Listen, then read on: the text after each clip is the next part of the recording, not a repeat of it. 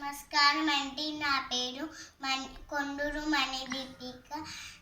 నా వయస్సు 5 సంవత్సరాలు. నేనిప్పుడు పాట పాడుతున్నాను.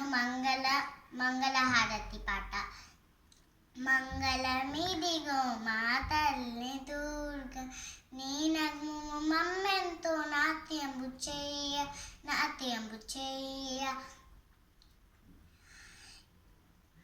మంగళమిదిగో మా తల్లి దుర్గా, విజయవాడలో ఏం చేయుచున్నావుగా, వింత లీలాలు జరిపించుచున్నావుగా, పసుపు కుంకుమతో పూలమాలలతో నీ కనురెప్ప మాదిరిగా కాపాడు తల్లి.